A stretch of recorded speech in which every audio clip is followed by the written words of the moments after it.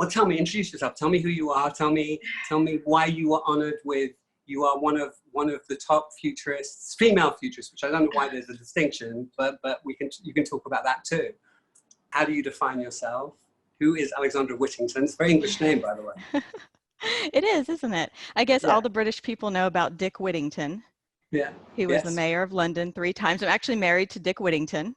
Richard You Whittington. are? Yes, his name is Richard Whittington. So that's where I got the name. But I've been a futurist since before I even had this name, to be honest with you. I started as a futurist academically. I came to it through school, basically. I was studying anthropology. And then one of my anthropology professors got into future studies, taught a class on it, and I took it, and I found it very interesting. I ended up going into graduate school for it. And so I'm an academic futurist. That's kind of my background. It's something that I came to through schooling and learning books, stuff like that. And now it's my job, luckily. Kind of worked out. Tell me, what does it mean? What does that mean? And what's the difference between an academic futurist and a non-academic futurist? Well, I guess what it means for me is that I'm a writer, I'm a researcher, I'm an educator, I teach, right? And so it means that I guess I apply the futurist thinking to business problems, social problems, real world problems. That's, I guess, what I would say. Well, I would say that, I mean, that's almost the opposite of when I think about academics. It's almost the opposite of how I think about academics, because you're looking at real world problems with practical solutions, I assume, with practical solutions. So tell me, so our film obviously talks about FM 2030. I mean, where do you sort of fit in this sort of branch of what I would call futurism? How does it equate to sort of your worldview in terms of where we're going and so on? I think that's probably a good way to. Sure. Well, transhumanism, as I have come to know it, is sort of like a framework that I have used to apply to these problems and challenges that people like hire me or want me to look at or explore. And even though it sounds like I'm a really practical futurist, I can't really say that my work is practical, in any real sense. It's interesting and creative, I think, to people who have practical stuff to do. But as far as what I do, just to give you an example of how I've used this kind of transhumanist idea is, to write a story. I'm a writer, so I write scenarios about what the future might be. And in terms of transhumanism, I've talked about, let me just give you a practical example. I was asked recently by some marketers about the future of feminine hygiene. It was Feminine Hygiene Day that we were observing around the world. As an anthropologist, I find that very interesting. So they said, what do you think it'll be like in 100 years? What will feminine hygiene be? And one of my answers was, it may not even exist, because it's possible that we could engineer away the whole menstrual cycle through this kind of idea of transhumanism, right? This idea that we can transform our bodies, engineer or hack our way out of, our physical limitations. So we could, in 100 years, we may not even have the period or the menstrual cycle. So do you describe yourself as a transhuman? I mean, or do you pluck from different philosophies? I mean, if you had to sort of, there are obviously, and there are different branches of transhumanism as well. So, where do you sort of fall on those spectrums? Or is it just sort of looking at a very broad piece of those philosophies, ideas? Personally, I don't consider myself a transhumanist. It doesn't appeal to me as a person. It's not something I would personally want to do. I get it, though. As a futurist, it's a very interesting technology. So I understand how it could change the future. I think it's just one of the many frameworks that we have to interpret the future. Like the transhumanist future is the one with the longer lifespan, perhaps. Or like I said, where we can drop various biological limitations. So in terms of, personally, it's not something I would be interested in doing, but I'm interested in talking about it as someone who looks anthropologically at the world. I see it as, maybe one of the ways of human adaptation, right? We are evolving, we are changing. And in the long term, I think our technological hacks on our own body could definitely be one direction of the future. But I don't like to stick to like one predicted future. I'm all about multiple futures. This may be one pathway. Obviously, we are heading into the future as we speak and so on. And obviously there are some very big problems that we face. You said that you wouldn't do that, which I assume that you're going to put me straight. It means that you wouldn't want to hack to change your menstrual cycle, but you could see other people opting. Is that what you mean? Is that? Exactly, exactly. I personally, it's not for me. I can't see myself becoming cryogenically preserved. I can't see myself doing, I mean, it's hard enough for me to, I don't even have an Alexa or a personal digital assistant in my home. I mean, I'm way behind. That's part of my futurist approach. I'm actually critical of these kinds of technologies, not of the people who do it, but just, is this the right path for humanity? So I look at all of them equally and try to be objective about their pros and cons and their different implications, really, more than anything. I mean, I guess in some sense, that's what we were trying to do with the film. I mean, we were trying to ask questions, not like academic questions, but certainly talk about some of the things that are going to happen or are happening, and with a view to having people ask questions and talking about these things. So, I mean, from the perspective of the themes of our film, I mean, would you have added anything? Would you have taken anything away in terms of some of the at least themes, impediments to our future or to a better future? Well, first of all, congratulations on the film. I thought it was wonderful. I really enjoyed watching it, and I was very pleasantly surprised by the approach that it took. So in terms of what you're asking me, I think a very powerful part of the film was when you took these like mass social level questions like the ethics or the impacts of having a relative cryogenically frozen or friend, someone that you know personally. I thought that it explored really well like those big societal questions on a more individual level. That's what I liked about it, is the way it humanized this kind of technology who people like me look at on a very broad scale. We're like, okay, well, if all of society becomes, transhumanist and lives forever, well, there goes the funeral industry or something like that, right? We look at it on this very cold perspective, I would say. I liked how your film humanized it and made it about a single person who was a real person, who is a real person, and that how there are real people around that person for whom this technological revolution might have some truly like emotional, personal, social impacts. So, yeah, I mean, and I think, I mean, why FM, I guess, resonated for me specifically, and it's really a lot of reason that he got a lot of flack, or certainly historically, is that, the critique that he got was he wasn't a scientist and he wasn't a technologist, and that there were certain of his aspirations or predictions that didn't have as much science. And yet, for me, like some of the things that he suggested resonated because they felt very human. They felt like all this emotional stuff that, again, for you, why wouldn't you want to change your menstrual cycle? I mean, I'm sure that it's not pleasant. I'm sure that it's not like fun. I'm sure that, the ideas of that. So yeah, all of these things are going to have big societal and cultural questions, but they're also very going to affect us as individuals. So in terms of where we are, I mean, here we are in coronavirus, and, a lot of people said, well, look, things are terrible, coronavirus. Where are you an optimist? Where do you, and again, we could define our terms in truly academic, because there's what I consider FM's optimism is certainly different than a lot of people's. Well, so let me ask you, are you an optimist, pessimist? Where do you lie, and how do you even distinguish these terms? I think I'm an optimist. I try to stay optimistic about the future. I'm naturally an optimist. I think in a way all futurists are. I mean, you kind of have to be to take on the future as your main job, right? I mean, because it can be very depressing. There's a dark side that we definitely have to acknowledge, but I remain optimistic about the future despite coronavirus.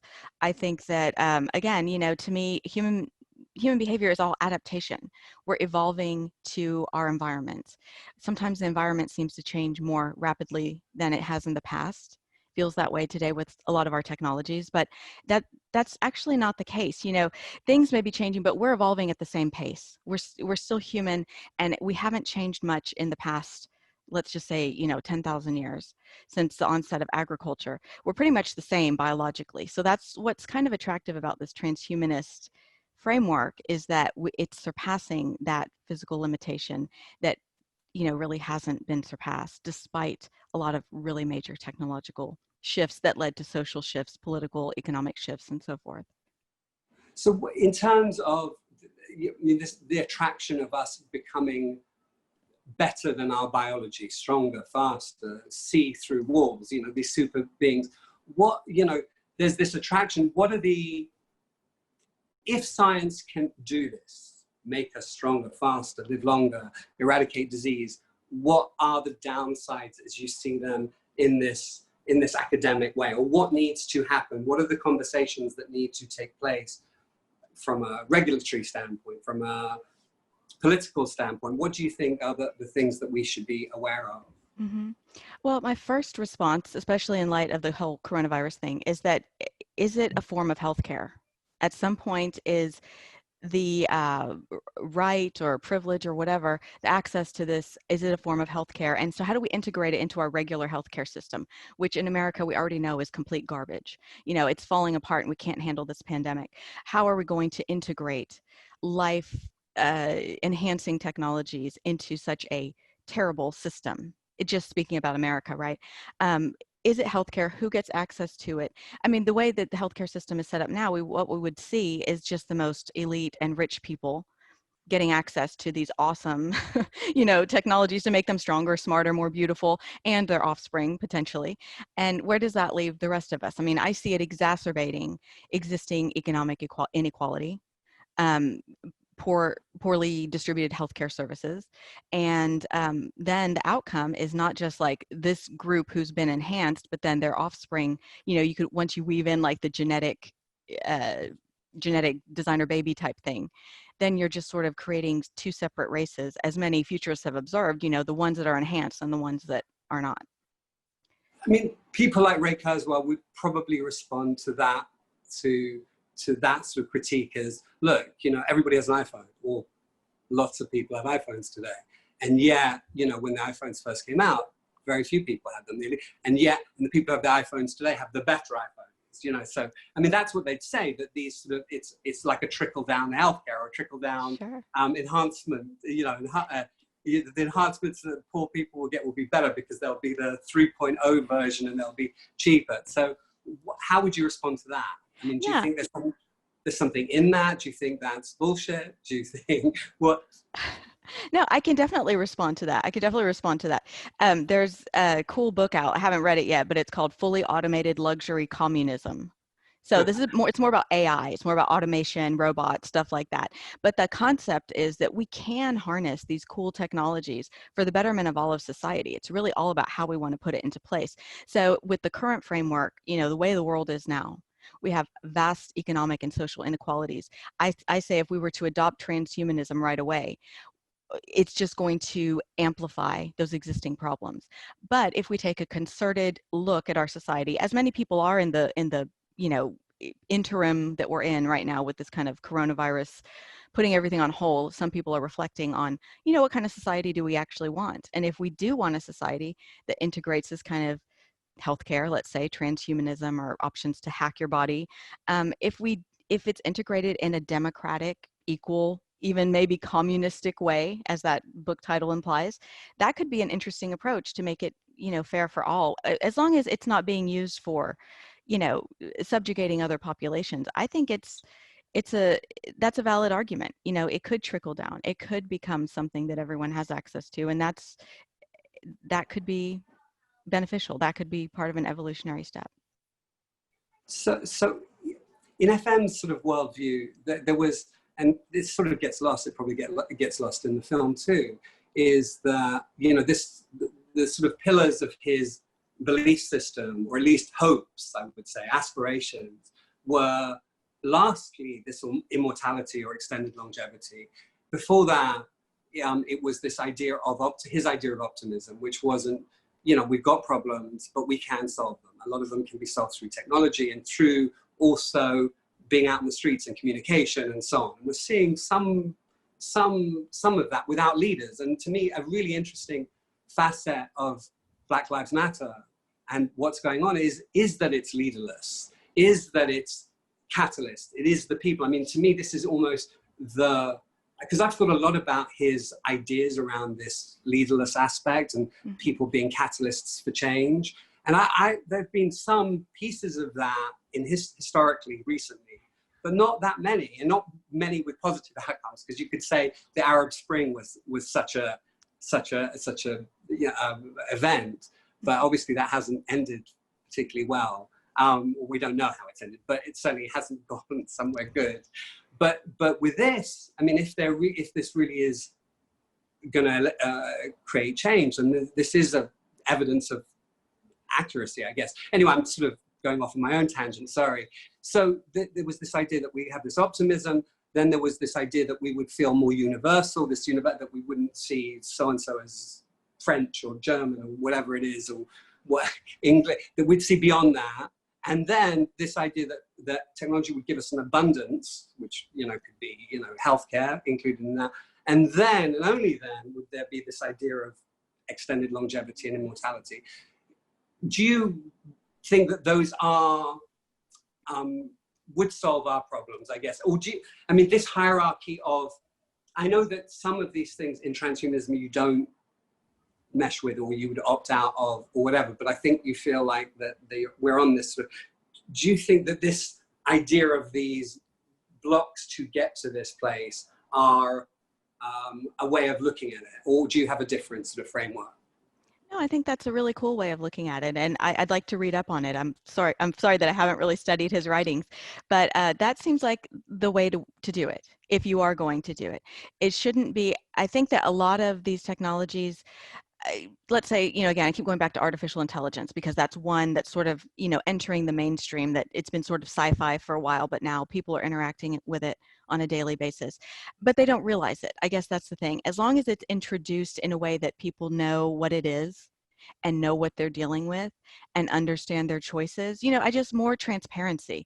What we're seeing today, for example, in the backlash against Facebook and social media, different stuff like that, what they're doing with our data, it's because people didn't understand that when they signed up for Facebook, they were handing over tons of information about them, pieces of information about themselves that could be manipulated. Yeah. And they were doing it for free, and they were doing it very willingly. So I think that as long as it's conducted in a way that's transparent and understanding, with the public, and like you're saying, building up on a series of policies that are, improving basic needs, improving people's situation, I can see that being like the only way to go about it. Otherwise, it would just be a splinter in society. It would just be another thing that the rich have that other people don't. Another way that, wealthy or powerful people can wield power on others. So, make life kind of miserable for the people who have to serve them. So I think that that way of approaching it, that's how we want to approach things. First, make sure basic needs are met, ensure that people have have an understanding of what they're entering into, and yeah, I think that's the way to approach social change. Totally. So with you, what enhancements would you opt for? What enhancements would you not? Yeah, I don't know. I mean, I'm more on, I've read about Ray Kurzweil and all his supplements that he takes every day, right? He takes all these supplements. Okay, I'm down with that. That's a fine enhancement.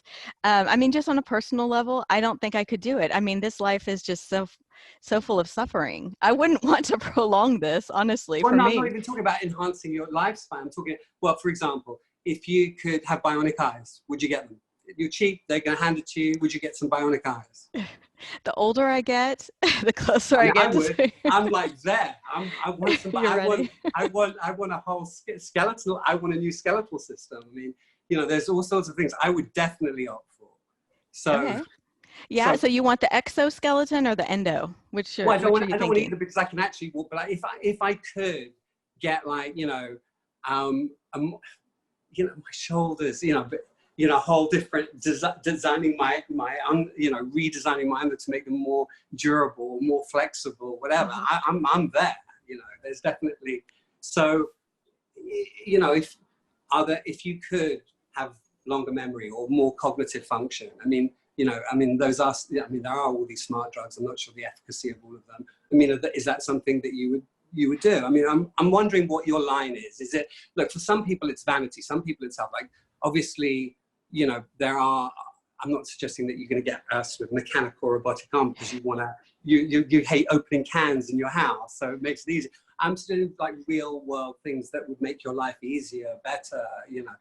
I mean, be nice to be strong so you can bounce your 6-year-old, your youngest. I mean, you know, Right. I remember when I stopped swinging my daughter when we were doing the thing, I don't know, it was around there. She was big. She was, yeah, it was hard. So I don't know. I mean, there are things that I would opt for. I guess if I had to pick my superpower, it would have to be one of the ones, you know, like in a pill, super easy to do, not too invasive, and that would make me like, you know, younger or more attractive. I would go the total vanity route. Something that, you know, I read about one that can, you know, it's a pill that makes your hair curly or straight. I would do something like that. I would go the total vanity route. Yeah. Youth and attractiveness. Why not? Okay, we're going to jump to something much more esoteric. So there's a lot of people, and these are serious people, who are mapping our brain. And there's one particular person who we spend a lot of time with who's just wonderful, Ken Hayworth, who's done incredible things, invented the electron microscope that's used to look at synaptic. Anyway, there is a lot of school of thought around the efficacy, at least in theory, of upload, or at least, you know, scanning our brains. And what do you think about that? I mean, I heard that you wouldn't want to be cryogenically suspended. I'd actually like to know why. I know what, yeah, I mean, I've got a lot of thoughts on that too. But what are your thoughts on this idea of mind uploading, or, you know, either as a way to either extend our life or put us on hold, or, you know, give us a new sort of life? What are your thoughts on that? Okay, it's funny you should ask that, because I wanted to mention that one of my futurist scenarios that I've published, it's like a story or whatever, involves, it's actually the one piece of work I've done that's very autobiographical, and it actually involves me, the character that represents me, becoming, I guess, suspended in animation sort of thing. I think it's 2050, and I don't remember what happened to me, but, you know, I almost died. They put me in this suspended animation, uploaded my brain. And this is a thing that people are doing in this future so that you can continue to communicate with your loved ones once you've passed, or once your body is no longer functioning. So all your memories are stored, and they actually hook up your brain to like everyone's memories, so that once you are hooked up to the system, right, it's kind of, I don't know if it's an upload and a download, it's kind of all, it's just a network. And you not only have access to your family history, but you have access to like how everyone's family history and how you fit into that history. So in this story, I'm in this state where I'm uploaded, and I'm able to communicate with my children who are still on Earth, who are actually fleeing climate change at the time. And I was able to tell them about the family history. And so the true part is the part where I tell them about how we're descendants of Sam Houston, who was a major Army general in the Texas Revolution. And it's all about how the family has to leave Texas. We are like 7th generation Texans here. So it's about how climate change drives the family, my children in their future carnation, drives them out of Texas, fleeing sea level rise. So I guess that is sort of where I'm at on that. I've imagined this scenario. It was very personal, and I think it's really cool, like based on like this, being able to tap into this like I don't know, hive mind of wisdom based on human history and like our ancestors' experience and stuff like that. So Cool. as an anthropologist, I would find that cool. Like if I could tap into what Sam Houston thought, or some other relatives that I had, and ask them, what knowledge do we need to survive these existential crises that we're facing, like climate change, even like coronavirus? That would be cool. Well, let me ask you, sort of, as a filmmaker, and sort of narrative question in terms of the hole in the story, slightly. So, in order to communicate with those relatives, wouldn't they have to have been uploaded as well? You know, I think it was Ancestry.com filled all the gaps, so don't worry, it was fine. Ancestry.com kills it. This is an ad for Ancestry. So, but in serious, no, I mean, especially the hive mind, and I'm actually going to send you a video that I think you'll really appreciate, that actually is with Ken Hayworth, that I think you're going to really like. But in keeping with this idea that we will, or might be uploaded, and we might better interact with other people's memories and so on, and pass on knowledge. Tell me, like, if you were going to design the environment and you know, of this, what would that be like? I mean, if you're going to design your own afterlife, or I don't know, environment for being uploaded. Tell me what that would look like and feel like. Yeah, well, the way I envisioned it, and I don't think in the story, I don't think I really described it, but I envisioned it very much like what you guys had in the film, scientific, medical, hooked up to machines, you know, and the way I envision that scenario is maybe the person's body is visible, and so they don't look that bad, you know, like they might look okay. You could actually see them, and you could see them like hooked up to something. And I think in the story, the way it worked is like I'm thinking the I'm talking in my mind, and it's coming out like on a screen or on a voice or something. You know, it's a disembodied. Uh, But your experience in this environment, because obviously the idea is that you have an experience in this environment. I mean, not to be flip about it, but I guess for me, I wouldn't mind it being a beach. I think. I mean, I wouldn't mind obviously having lots of choices about where I could eat. And so, I oh, mean, what's your heaven or so after? yeah, okay. Wow. Just quiet. Something Oh, quiet. I don't know. I guess, yeah, I just never thought that person had any experiences. I mean, I guess I just thought the person that's in that uploaded state or whatever is just sort of waiting to be turned on and activated until, you know, to interact with someone. And I don't know. Oh, so it's almost stasis until you're useful. I mean, but Kind this says of. a lot about you. I mean, this is like you don't need to be, but your afterlife or in this upload, you don't have to be useful all the time. Oh, well, maybe you do. I don't know. Maybe that is this empathy that you get, and that maybe it is a function of like, I don't know. I mean, it's interesting because this idea of informed consent, which is something we hear more and more about in various scenarios, but the idea of informed consent for being uploaded, like, you know, your memories and who you are could be just a museum piece for other people to interact with. I mean, I would hope that I would have some, or the me or the whoever has some agency. But I mean, there's all sorts of scenarios that one could be uploaded to that one probably can't even imagine today, you know, possibly. So, Sure. but for you, it's important that your ancestors are with you, I think, that, or at least some. Yeah, you know, I would say, you know, now that I'm thinking about the question, I would like to be uploaded to the past. I would like to be uploaded to, you know, what was it like to be a hunter-gatherer or something like that's what I'm dying to find out. That kind of knowledge of the human experience. That's what I would like to see. I would love to be uploaded and just get to experience different historical scenes and stuff like that. That would be cool. So it sounds like you want to be uploaded to like Museum of Natural History, but in the way that it was in that, what was the film called? Where you actually go into a, what was that film? It was with Robin Williams, right? Hmm. With Night at the Museum, where Yeah, literally it's like that's your upload. It's like Night at the Museum, except that you go to the different things and you're there I in would the love that. past. I would love that. Yeah, yeah. A true academic. So for you, in terms of, um, well, let me ask, why wouldn't you? What I mean, so in terms of, not that hopefully you have many, many years to come, but in terms of your own death, so if your options are buried, cremated, cryogenic suspension, mind upload, just donating all your organs and biological pieces to science, which of those would you choose? I would have to choose cremation. But there's also a new one that I really like. It's where you can be turned into a gemstone. Have you heard of that? Yeah, I like that. Yeah, I did a movie about funeral directors. It's actually not Oh, that new. In fact, weirdly enough, I went to a funeral convention probably like 15 years ago uh, was it in Houston in the end? No, where's the Alamo? San Where was it? Antonio. I was in San Antonio, Uh, and I met these people that do that. I'll send you. You should Fun. watch that film too. It's free on Yeah, YouTube. that's cool. You'll like it, especially if you have funeral directors as a funeral business on your radar. It's interesting. Anyway, so you're choosing your gemstone. You may be a gemstone for your family to wear. Yes. Yeah, exactly. Again, the vanity. I got to stay pretty. So, In terms of the biggest problems that we face, what do you think they are, and what are our best shot at fixing them? Big yeah, well, question. yes, thank you. You know, it's climate change. I think climate change is our big problem. It's our big challenge. I don't think we're doing enough to deal with it. I don't know what to do. I mean, I really don't.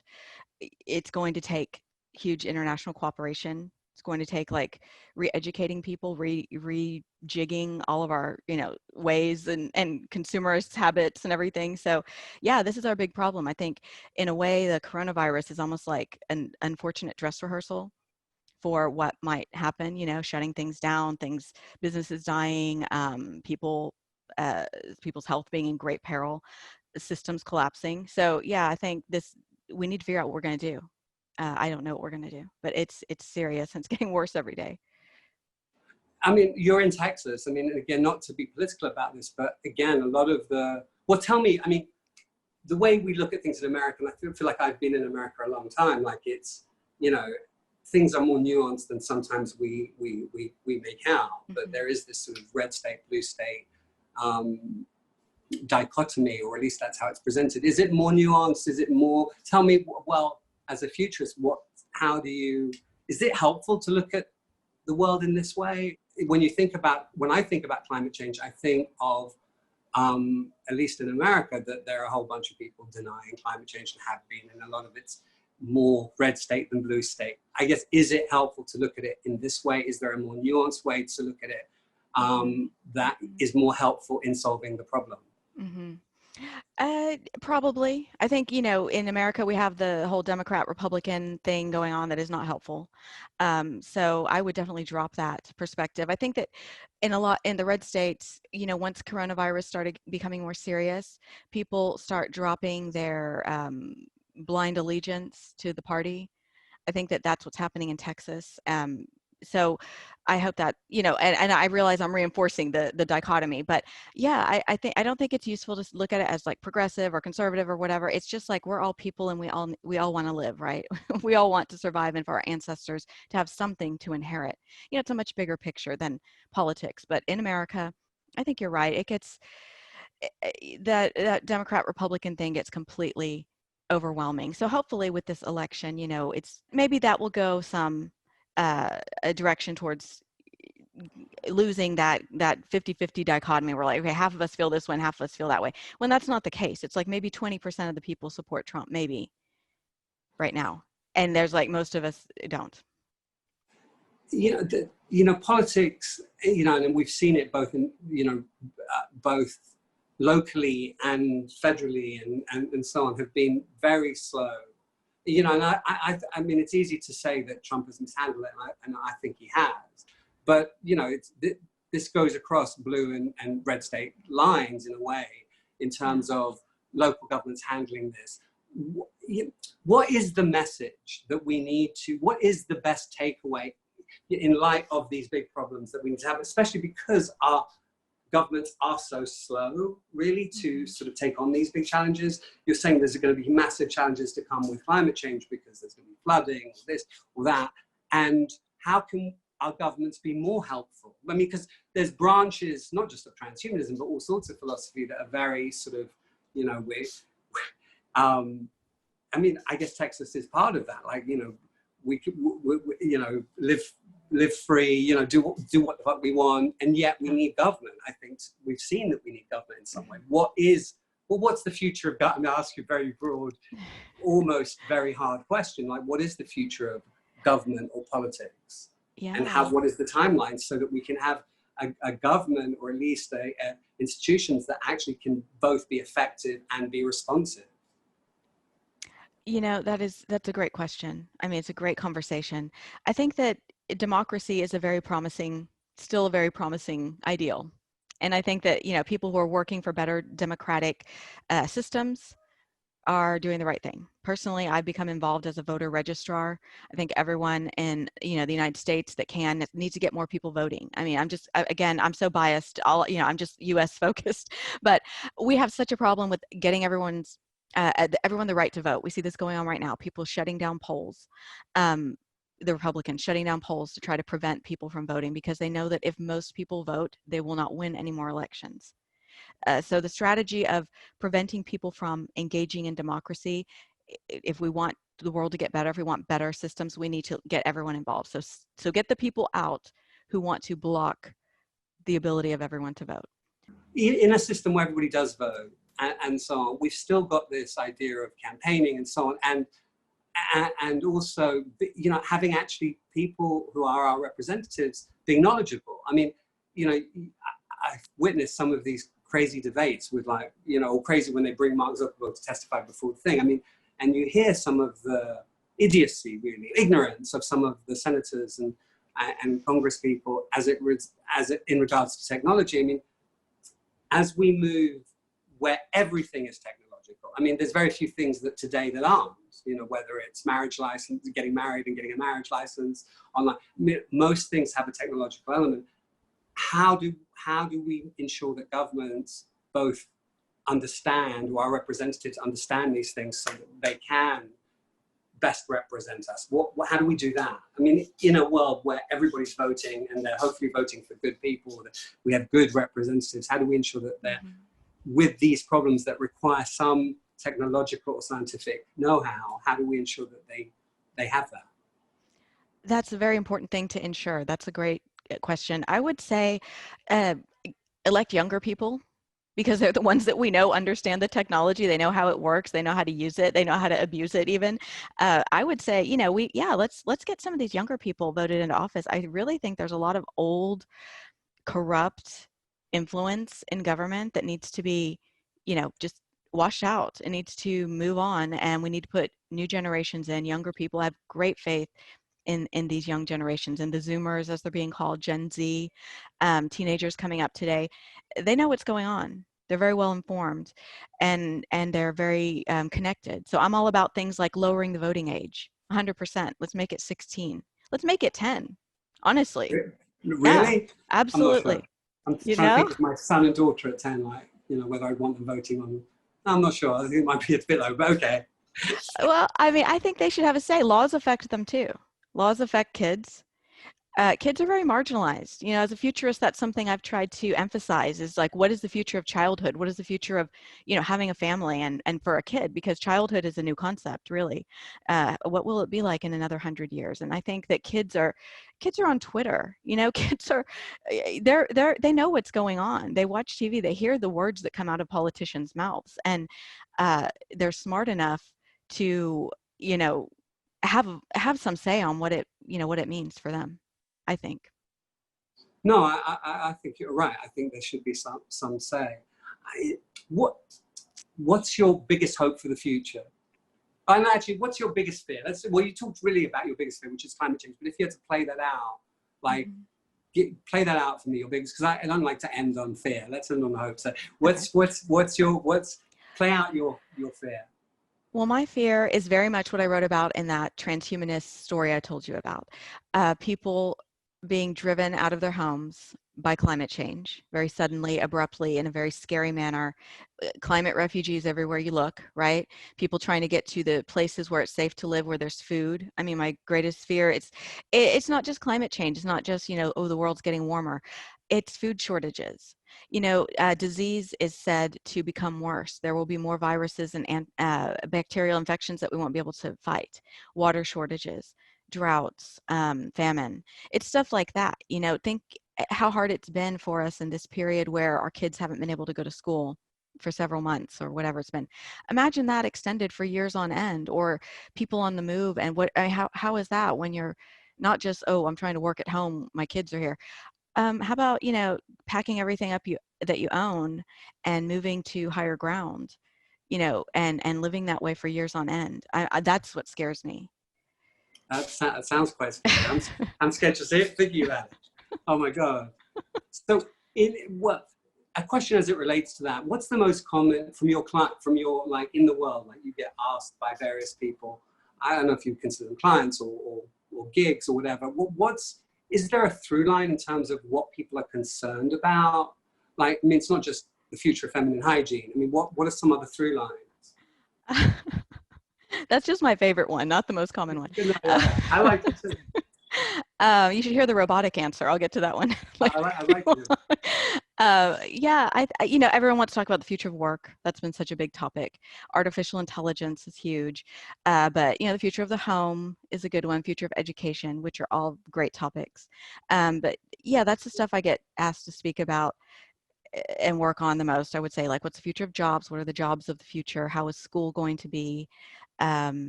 and technology. You know, I've done a bunch of stuff about like virtual reality, mixed reality, augmented reality. Yeah, people like technology. That's the mainstream view of a futurist, someone who can extrapolate technology trends. What is the future of the home? The future of the home. I think it's soon to become a branch of the surveillance state, especially with the coronavirus, because you may soon have a home where the doors will lock and not let you out if you have a fever or something like that. So that's the way I'm thinking about it. You know, something where, should my kids go to school today, Siri? Can we go to the grocery store? Well, and what if it says no? And I say, well, I'm leaving anyway. What will happen? You know, so I think that's part of the home, but I also think the home is soon to have more robotic companions. And I think that, you know, in terms of the social upheaval that we've seen lately, we're going to be asking ourselves, what's the difference between a robot companion and a slave? Are they the same? Am I putting someone in servitude if I have a robot in my house that cooks and cleans for me?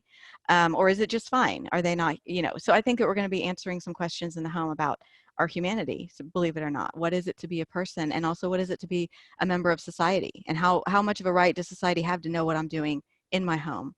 And what does the government do about it? You know, it's funny because you talked a little bit about Facebook in the conversation we had. People didn't realize about their privacy. I mean, right now we're seeing, in theory, you know, a real need to monitor people and their movements, to monitor the spread of the virus. And in some ways, it seems, especially with young people, that they're willing to sort of forego some of that privacy for security. Where, I mean, what's your thought on security, whether that's health security or physical security or security from enemies? What are your thoughts on this privacy issue? Yeah. You know, if it can give us a better standard of living, or at least give us more support. Exactly. You know, I think that's a key uncertainty of the future. How much of our privacy are we willing to hand over in exchange for convenience, safety, security, whatever you might call it?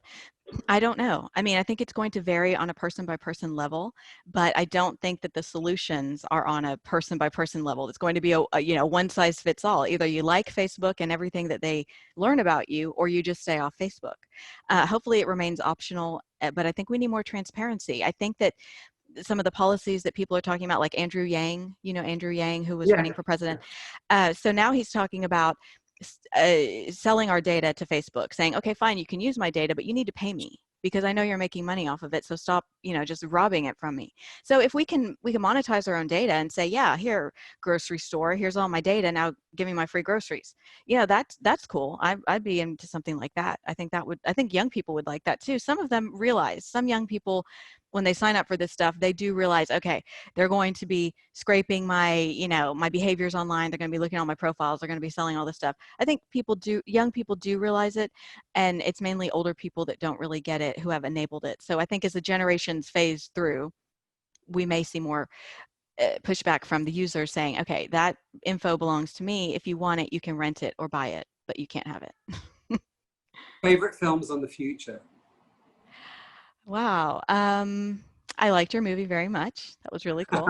It was very nice. I wasn't buying for a couple. I understand. No, I watch very few films, so that's why I'm saying I'm trying to think of another one. Books, I'm not a big movie watcher. You can give me books as well. I mean, Let's see.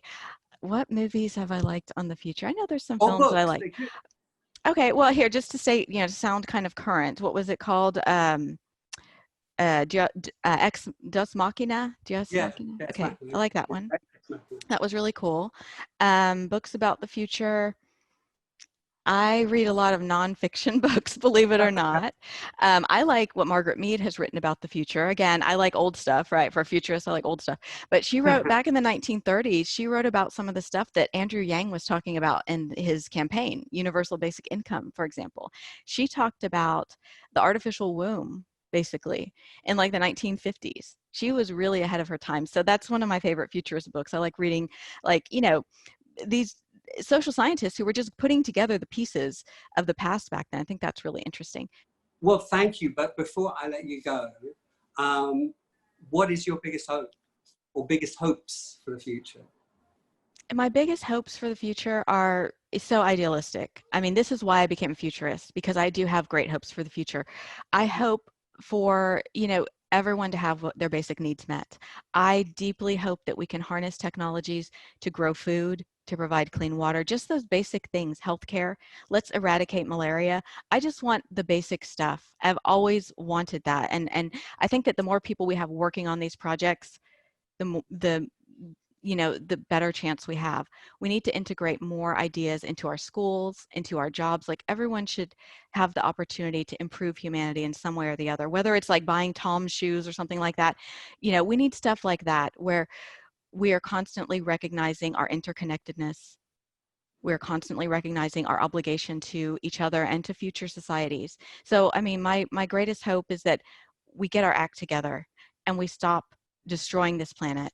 The planetary thing has got to come first, and build from there on basic needs for everyone, eradicating poverty. Women should not die in childbirth.